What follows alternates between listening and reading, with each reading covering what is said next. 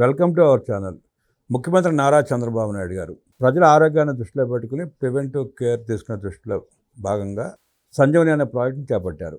ఆ సంజీవని ప్రాజెక్ట్ని కుప్పం, నారావారిపల్లిలో పైలట్ ప్రాజెక్టుగా చేపట్టారు. ఈరోజు ఆయన అదే కార్యక్రమంలో పాల్గొన్నారు. సంజీవని ప్రాజెక్టు వల్ల ప్రజలకు జరిగే మేలేంటి, ఆరోగ్యపరంగా ముందస్తు చర్యలు తీసుకునే అవకాశం ఉందా, భవిష్యత్తులో అనారోగ్యం పాల్గొకుండా ప్రజలను కాపాడుకునే అవకాశం ఉందా, డిజిటల్ హెల్త్ కార్డు వల్ల ఉపయోగాలేంటి తెలిసిన ప్రయత్నం చేద్దాం. విశ్లేషించడానికి మందపడి ఉన్నారు తాడికొండ అనూష గారు. వారిని బలమైన విశేషాలు తీసుకుందాం. నమస్తే అనూష గారు. నమస్కారం.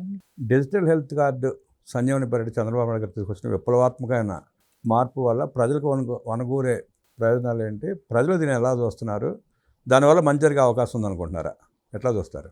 మన ఆంధ్రప్రదేశ్ ముఖ్యమంత్రి వర్యులు గౌరవనీయులు శ్రీ నారా చంద్రబాబు నాయుడు గారు ఆయన నాయకత్వంలో ఈ రోజున ఆరోగ్య రంగంలో కూడా ఒక విప్లవాత్మకమైన అంటే ఈ మార్పుని తీసుకురావడం ఎంతో శుభసూచకంగా మేము చూస్తున్నామండి. ఈ రోజున విలేజ్లో చూడమండి, ఎక్కడైనా సరే గ్రామాల్లో వాళ్ళకి కొంచెం వైద్య సౌకర్యాలు తక్కువగా ఉంటాయి. మెరుగైన వైద్యం అందక వాళ్ళు కొంచెం ఇబ్బంది పడుతూ ఉంటారు. అలాంటి క్రమంలో ఈ రోజున ఈ ఒక్క నిర్ణయం తీసుకోవడం ఎంతో ఒక మంచి అవకాశంగా చూస్తున్నారు.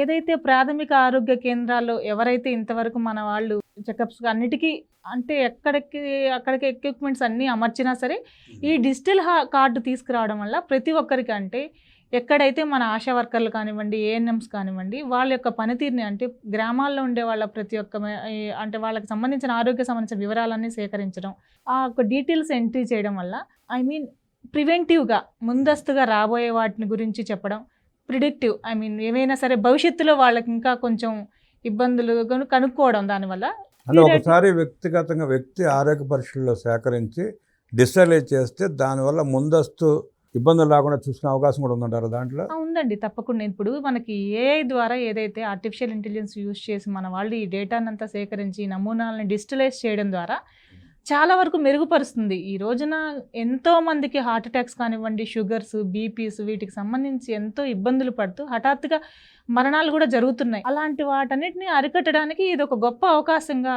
తీసుకుంటాం. చంద్రబాబు నాయుడు గారు కుప్పంలో, నారావారిపల్లిలో పైలట్ ప్రాజెక్ట్గా తీసుకున్నారు ఈ కార్యక్రమాన్ని. అక్కడ రెండు సక్సెస్ అయినాయా? సక్సెస్ అయ్యాయి. డిజిటలైజేషన్ పూర్తి అయిపోయిందా? డిజిటలైజేషన్ ఆల్రెడీ 19.75 lakhs మెంబర్స్కి కంప్లీట్ చేశారు. రాబోయే రోజుల్లో అంటే August 15th నుంచి రాష్ట్రం అంతటా కూడా ఈ కార్యక్రమాన్ని మొదలు పెడుతున్నారు. అలాగే ఏదైతే మనకి వైద్యంకి సంబంధించి ఈ రోజున బడ్జెట్ కూడా 19,300 కోట్లు నిధులు ఇవ్వడం జరిగింది. దాన్ని ప్రేరణగానే రాష్ట్రం ఎంతో ముందుకెళ్తుంది. దీనికి సంబంధించి 42 టెస్టులు ఒకేసారి మెడికల్ టెస్టులు చేసి వాళ్ళ యొక్క ఇబ్బందులను కూడా తెలుసుకోవడం జరుగుతుంది. ఎక్కువగా పిల్లలు కానివ్వండి, పేద ధనిక మధ్య వ్యయం లేకుండా పేదవాళ్ళకి ఎంతో సహకారంతో ఈరోజు మహిళలు కానివ్వండి, వాళ్ళకి రాబోయేటువంటి ఏవైనా ఇబ్బందులు ఉన్నా సరే వాటన్నిటిని కూడా ఈ డిజిటలైజేషన్ ద్వారా చెక్ చేస్తారు. వీటిలో ఏంటంటే వాళ్ళు ఏదైనా హాస్పిటల్కి వెళ్ళినప్పుడు కూడా ఆల్రెడీ ఎంట్రీ చేస్తున్నారు కాబట్టి అక్కడ డాక్టర్ వాళ్ళని వీళ్ళ యొక్క డేటాని ఏంటి ప్రాబ్లం అనేది వాళ్ళకి రివ్యూ చేసి దానికి సంబంధించిన మెడిసిన్ ఇవ్వడానికి కూడా కొంచెం త్వరగా ఈజీ అవుతుంది. ఆల్రెడీ వీళ్ళు ఓకే సో డిసీజ్తో బాధపడుతున్నారు అనే దాని మీద ఈ రోజున త్వరగా చేస్తారు. మనకి సంజీవిని ప్రాజెక్ట్ తీసుకురావడం మెయిన్ ఇది ఒక వెల్నెస్ ప్రోగ్రామ్గా ఈ రోజున మన రాష్ట్రంలో పెట్టారు. ఈ ఇల్నెస్ టు వెల్నెస్ కేర్ అనే ప్రోగ్రాంతో ఈ సంజీవిని ముందుకు తీసుకెళ్తున్నారు. ఎలా అయితే ఆ రోజున రావణ యుద్ధం సమయంలో లక్ష్మణుడు ప్రాణానికి హాని ఏర్పడినప్పుడు హనుమంతుడు వెళ్ళేసి సంజీవిని ఔషధాన్ని తీసుకొచ్చారు. అలాగే ఈ రోజున ఆంధ్రప్రదేశ్ రాష్ట్రానికి మన ముఖ్యమంత్రి వర్యులు దీనికి సంజీవిని అనే నేమ్ కూడా పెట్టడం, దీనికి అది ముందుగా అంటే ఒక ఔషధానికి పేరు ఆల్రెడీ ఎంత ఉందో ప్రాణానికి, దీనికి కూడా అలా సక్సెస్ చేశారు. ప్రజలందరూ ఈ యొక్క గొప్ప అవకాశాన్ని వినియోగించుకోవాలి. ఆరోగ్యానికి సంబంధించి పరీక్షలు చేయించుకోవాలి. ముందుగానే వాళ్ళ యొక్క ఇబ్బందులు తెలుసుకొని దీన్ని విజయవంతం చేయవలసిందిగా కోరుచున్నాం. గ్రామాల్లో, మండలాల్లో వైద్య సేవా కేంద్రాలు మీరు లోకల్గా చూస్తూ ఉంటారు. డాక్టర్లు లేకపోతే నర్సులు వీళ్ళ పనితీరు ఎట్లాగా ఉందండి ఇప్పుడు? ఏదైతే మనకి ఇప్పుడు మండల హెడ్ క్వార్టర్స్లో కానివ్వండి, మనకి హెల్త్ కేర్కి సంబంధించి సబ్ డివిజన్స్ అంటే సచివాలయాల్లో మనకి ఆశా వర్కర్లు కానివ్వండి, ఏఎన్ఎంస్ కానివ్వండి, వాళ్ళు సకాలంలో అంటే ప్రతి ఒక్క అంటే ఇప్పుడు ప్రజెంట్ జరుగుతున్న విషయం ఏంటంటే ఆల్రెడీ ఆశా వర్కర్స్ వచ్చేసి ఎవరికైతే విలేజ్లో ఎవరైతే ఈ డిసీజ్తో బాధపడుతున్నారో వాళ్ళకి మెడిసిన్ ఇవ్వడం కానివ్వండి, ఏఎన్ఎంస్ ఇప్పుడు పిల్లలకు సంబంధించిన మెడిసిన్, ఇంజెక్షన్స్గా టీకాలు కానివ్వండి సకాలంలో అందరికీ అందిస్తున్నారు. దాంతోపాటు ఈ రోజున ఈ డిజిటలైజేషన్ చేయడం వల్ల ఇంకా మెరుగైన వైద్యం అందుతుంది. ఎందుకంటే ప్రతి ఒక్కరూ దీనికి ముందుగా వస్తారు. ఎందుకంటే ఈ రోజున ఇదొక మంచి అవేర్నెస్ ప్రోగ్రామ్. ఎక్కడో సిటీల్లో చూస్తున్నామండి ఇప్పుడు ఇంత సో అండ్ సో రూపీస్కి ఇన్ని టెస్టులు ఇన్ని ఫ్రీగా చేస్తాం అనేది ఒక మనం సిటీస్లో చూస్తుంటాం. కానీ మన గ్రామాల్లో అలాంటిది లేదు ఇంతవరకు. కానీ ఈ సంజీవిని కార్యక్రమం వల్ల గ్రామాల్లో కూడా ఒక అవేర్నెస్ ఏర్పడుతుంది. ఎంతో మందికి మనం ఇది ప్రాణహాని లేకుండా వాళ్ళకు ఒక మెడిసిన్గా మనం ముందుకి వాళ్ళని క్యూర్ చేయడానికి అడ్వాన్స్గా చాలా ఉపయోగపడుతుంది ఈ ప్రోగ్రామ్. ఎన్ని టెస్టులు చేస్తున్నారు సంజీవని? 42 టెస్ట్. అన్ని ఫ్రీనే కదా? అన్ని ఫ్రీగానే చేస్తారు. ఫ్రీగా చేసి డిజిటలైజ్ చేసి మీ కార్డ్స్ ఇస్తారు. దాని ద్వారా మీరు హాస్పిటల్కి వెళ్ళినప్పుడు భవిష్యత్తులో ఏమైనా వచ్చే అవకాశం ఉందా కూడా కనిపెట్టే అవకాశం డాక్టర్లకు ఉంటుంది. ఈ మధ్య ఇటీవల వైద్యారోగ్య శాఖ మంత్రి సత్యకుమార్ యాదవ్ గారు ఆసుపత్రిలో డాక్టర్ల పనితీరు బాగాలేదని చెప్పి సుమారుగా 60 మందిని డిస్మిస్ చేశారు. ప్రొఫెసర్లను కూడా టర్మినేట్ చేసినట్టున్నారు. డాక్టర్స్ని డిస్మిస్ చేయడం వల్ల లోకల్గా హాస్పిటల్స్లో కానీ సిబ్బంది కానీ ఎలా ఫీల్ అవుతున్నారు? వ్యతిరేకిస్తున్నారా, ఆహ్వానిస్తున్నారా? ఈ రోజున సత్యకుమార్ యాదవ్ గారు చేసింది ఏంటంటే, అంటే మనకి ప్రజల్లో ముఖ్యంగా కావాల్సింది ఆరోగ్యమే మహాభాగ్యం. సంపద ఎంతైనా ఉండనివ్వండి, ఆరోగ్యంగా ఒక మనిషి ఉంటేనే వాళ్ళ యొక్క మనుగడకి రూపుదిద్దుకోవడానికి ఎన్నో అవకాశాలు ఉంటాయి. అలాంటి సమయంలో మన గవర్నమెంట్ నుంచి ఎవరైతే వాళ్ళు ఒక డిజిగ్నేషన్ మీద వాళ్ళు వర్క్ చేసినప్పుడు ఎంతో పర్ఫెక్ట్గా ఉండి ప్రజల యొక్క ఆరోగ్యాన్ని చూడాలి. సార్ చేసిన ఇదికి ఏంటంటే, ఇది ఆయన ఆదర్శంగా తీసుకొని నెక్స్ట్ ఇంకెవరు అలాంటి మిస్టేక్స్ చేయకుండా ముందుగానే జాగ్రత్త పడి తగు చర్యలుగా ప్రజలకు ఎంతో విలువైనటువంటి వాళ్ళ సేవలు అందిస్తారు. సో దీన్ని కొంచెం అంటే ఆయన చర్యల వల్ల ప్రజలు సంతోషంగా ఉన్నారు. సిబ్బంది నేను అడిగేది, డాక్టర్లు కానివ్వండి లేకపోతే హాస్పిటల్ సిబ్బంది కానీ వాళ్ళ ఏమైనా వ్యతిరేకత ఉందా? సస్పెండ్ చేయడం వల్ల, చర్యలు తీసుకోవడం వల్ల వ్యతిరేకిస్తున్నారా? వ్యతిరేకిస్తున్నారు మీన్స్ ముందస్తుగా కొంచెం కఠిన చర్యలు తీసుకోవడం వల్లే ఫర్దర్గా బాగుంటుంది ఉద్దేశంతో సార్ అలా చేశారు. సార్ చేశారు. ప్రభుత్వం తీసుకున్న చర్యలు మంచి చర్యలు, ప్రజలకు ఉపయోగపడే చర్యలు. అంటే విధులు నిర్వర్తించకుండా వాళ్ళ ఇష్టానుసారం ప్రవర్తించడం వల్ల కఠిన చర్యలు తీసుకున్నారు. దాని తోటి సిబ్బంది ఎలా ఫీల్ అవుతున్నారు, ఎలా చూస్తున్నారని? వాళ్ళు అలా చేయడం వల్ల ఏంటంటే హ్యాపీగానే ఉంటున్నారు. ఎందుకంటే వాళ్ళు విధులు నిర్వర్తించడంలో చేసిన మిస్టేక్స్ వల్ల ఇలా జరిగింది కాబట్టి, సో దానివల్ల ఇలాంటి మిస్టేక్స్ చేయకూడదు అనేసి అని చెప్పి హ్యాపీగానే ఉన్నారు. దానివల్ల ఇటువంటి ఇబ్బందులు ఏం లేవండి. అనుష గారు, మనం గతంలో చూసాం వాలంటీర్ వ్యవస్థ ఉండేది గత 5 ఏళ్ల పరిపాలనలో.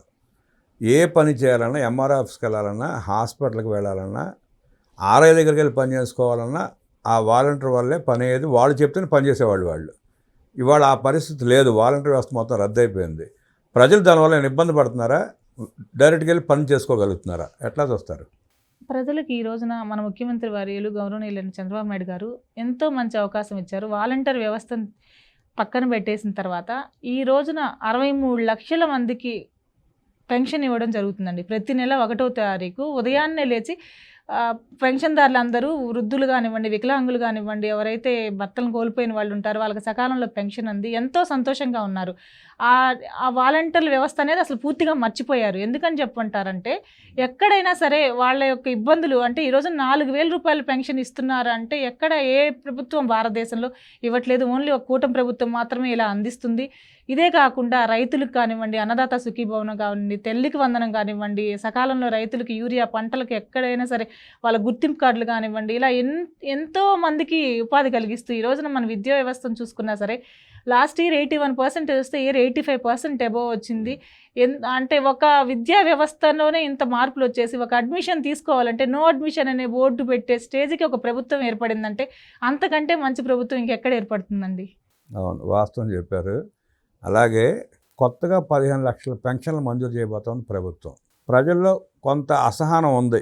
పెన్షన్లు ఇవ్వట్లేదనో, కొత్త ఇవ్వట్లేదనో, లేదంటే 50 సంవత్సరాలు దాటిన బీసీ మహిళలకు పెన్షన్ ఇస్తామని చెప్పి ఇవ్వలేదనో వైఎస్ఆర్ కాంగ్రెస్ పార్టీ చేసిన ప్రచారం వల్ల కానివ్వండి, లేదంటే వాళ్ళ మనసులో ఉన్న అభిప్రాయం కానివ్వండి, కొంత అసంతృప్తి వ్యక్తం చేశారు. ఈ పెన్షన్లు ఇచ్చిన తర్వాత వాళ్ళు ఎలా స్పందించే అవకాశం ఉందంటారు? ఇక వైఎస్ఆర్ కాంగ్రెస్ పార్టీకి మాట్లాడడానికి అవకాశం లేకుండా సూపర్ 6 దీంతో ఫిల్ అయిపోయినట్టే, హామీలన్నీ గట్టెక్కినట్టే. ఏదైతే ఎన్నికల హామీ ఇచ్చారో అవన్నీ నెరవేర్చిన కూటమి ప్రభుత్వం గురించి మాట్లాడే కనీస అర్హత కూడా వైఎస్ఆర్ కాంగ్రెస్ పార్టీ కోల్పోతుంది.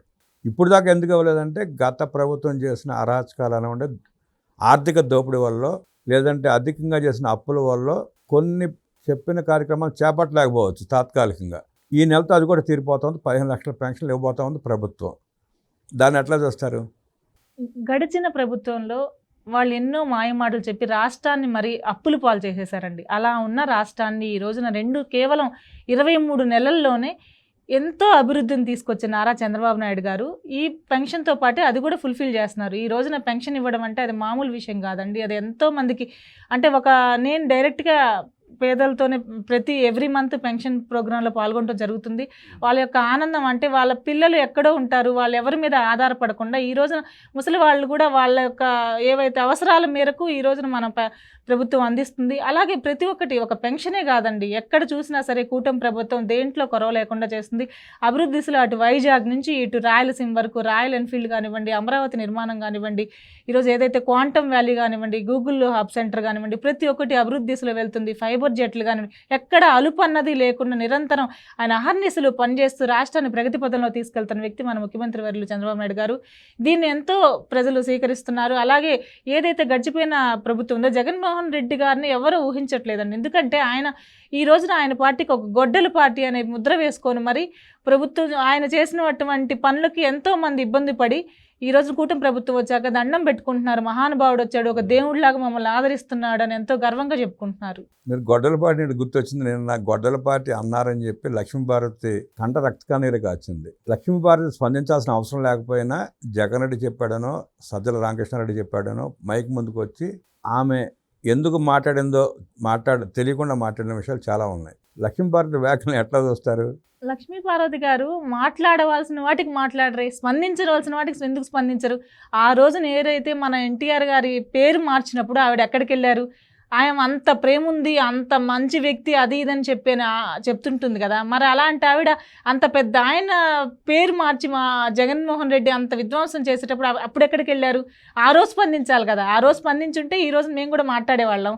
ఆ రోజు స్పందించుంటే ఆ వాక్యలను తీసుకుంటాం కదా. మరి ఇప్పుడు ఆవిడ మాట్లాడిన దానికి ఎలా సమర్థించగలమండి? ప్రతి ఒక్కరు గమనిస్తున్నారు కదా. మీరు గ్రామంలో ఉండుంటారు, లేదంటే పట్టణంలో ఉండుంటారు. బుల్లెట్ సౌండ్ వింటమే కానీ బుల్లెట్ బండి మీ జిల్లాకు వస్తుందని ఇప్పుడు ఊహించారా? లేదండి. బుల్లెట్ బండి అనేది మా రాయలసీమ ప్రాంతానికి వస్తుంది, ఇంత అభివృద్ధి చెందుతుందని అది కల్లో కూడా ఎక్స్పెక్ట్ చేయలేదు. ఎందుకంటే ఆ రోజున కియాని తీసుకొచ్చి ఎంతో మందికి ఆదర్శంగా నిలిచారు. ఈ రోజు మళ్ళీ బుల్లెట్ బండిని తీసుకొచ్చారు. ఇలా ప్రతి చోట చూసినా, ఎటువైపు చూసినా రాష్ట్రం అభివృద్ధిలో శంకుస్థాపన చేసుకెళ్తూ వాటికి కావాల్సిన ప్రణాళికల్ని మౌలికంగా అన్ని ఏర్పరుచుకుంటూ వెళ్తున్నారు మన కూటమి ప్రభుత్వం. దీనికి ఎంతో నిజంగా ఆయనకి ఎంతో రుణపడి ఉంటేనే ఈ రోజున ఆ రాష్ట్రాన్ని అంత అభివృద్ధిలో మళ్ళీ నెవర్ ఎక్స్పెక్ట్ అండి ఇలా తీసుకొస్తారనేది ఎవరు ఎక్స్పెక్ట్ చేయని విషయం. కానీ ఇంకా ముందు మరెన్నో అభివృద్ధి దిశలో మరెన్నో కంపెనీలు రావాలని కోరుకుంటున్నామండి. పేపర్లు చూసి విశ్లేషణలు చేసే వ్యక్తులు కాకుండా క్షేత్రస్థాయిలో పర్యటిస్తూ ఆ ప్రజలతో మమేకం అవుతూ వారి అనుభవాలని మనతో పంచుకున్న తాడికొండ అనుష్ గారికి ధన్యవాదాలు తెలియజేస్తూ నమస్కారం.